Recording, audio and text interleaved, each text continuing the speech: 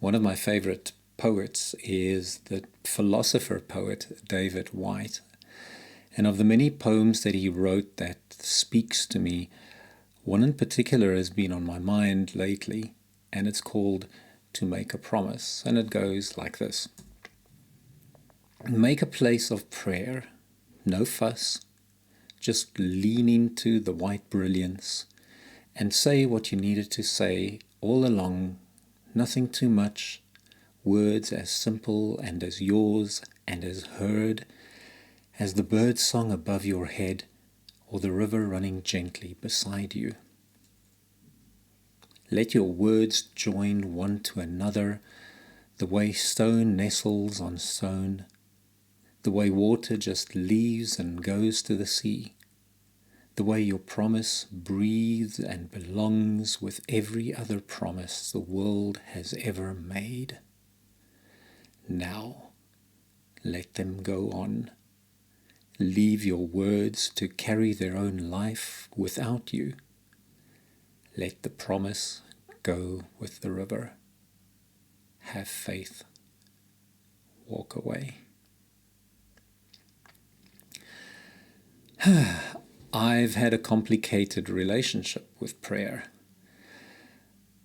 I used to think, why bother? If there's an all-knowing God, He'll know what I want, He'll know what I need, He'll know what I'm thinking. And why bother asking for something if it's just going to be ignored, if it's not His will? And if I'm going to do it, doing it right, shouldn't I have specific words or phrases or a specific pose that I need to adopt? And I realize that too often we think about it and it's too formal the way we think about prayer, and it puts us off from actually doing it. Instead, prayer should be, in my opinion, a sincere desire that is put in a sincere statement that becomes a sincere commitment. No pretense, no ceremony, just you and your God or your maker or your source or however you make sense of that which is beyond you. They say perfect is the enemy of good, and I think the same applies to prayer as well. We get all concerned about the right setting and the right words and the right level of reverence and the right lack of doubt, and then we get tongue-tied and tangled in knots about the right way to pray. But it's between you and your Maker. And I think there is no more intimate relationship than that. I've come to realize that all I need to do is to be present in all my fallible, imperfect human glory.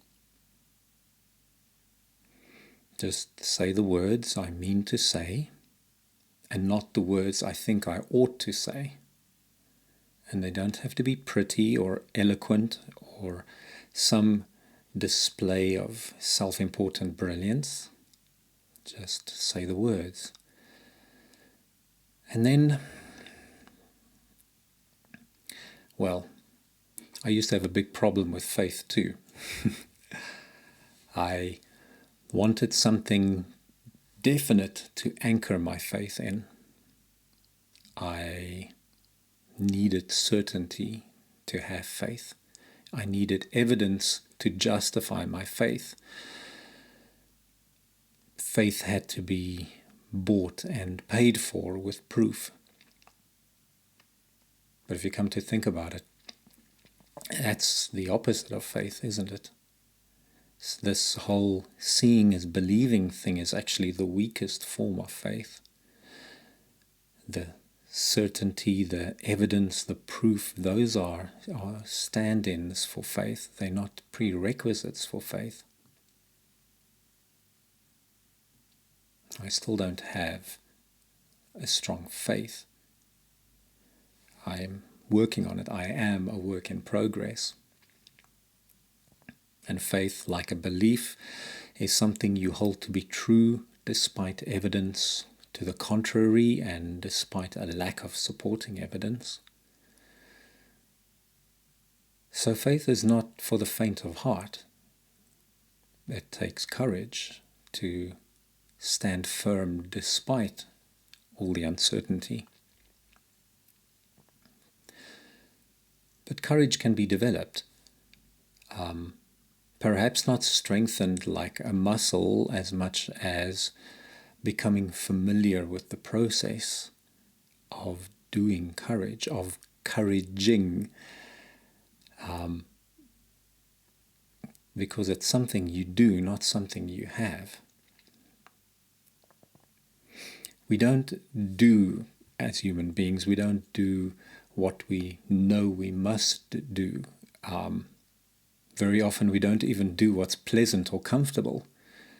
Instead, we do what's familiar. We fall back on what's familiar, regardless of whether it's unpleasant or uncomfortable. And I think faith becomes the go-to when courage becomes familiar. When your discomfort of standing still in the face of your doubts and fears and uncertainties become familiar, when that discomfort becomes familiar,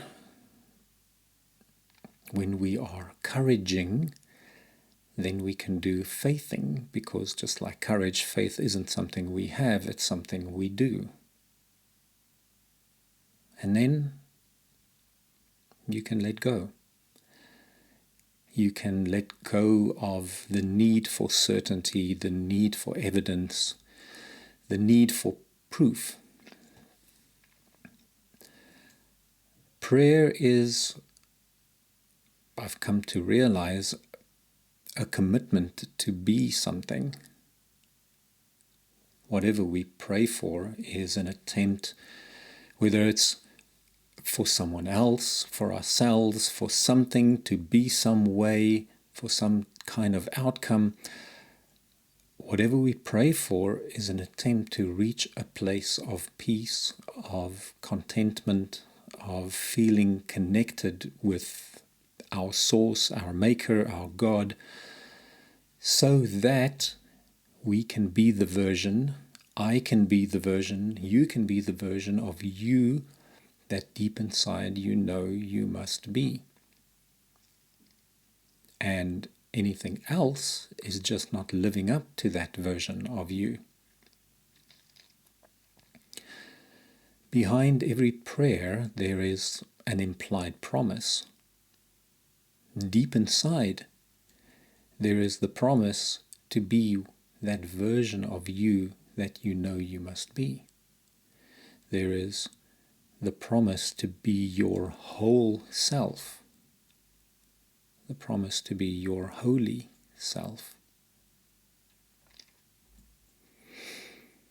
Make a place of prayer, no fuss.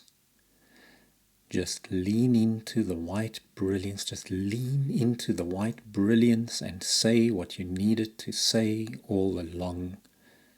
Say what you needed to say all along. Nothing too much.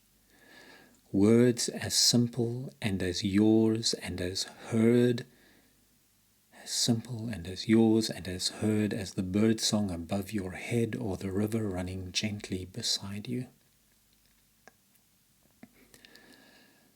Let your words join one to another. Let your words join one to another the way stone nestles on stone, the way water just leaves and goes to the sea, the way your promise breathes and belongs with every other promise the world has ever made. Now, let them go on. Leave your words to carry their own life without you. Let the promise go with the river. Have faith have faith, have faith, and walk away.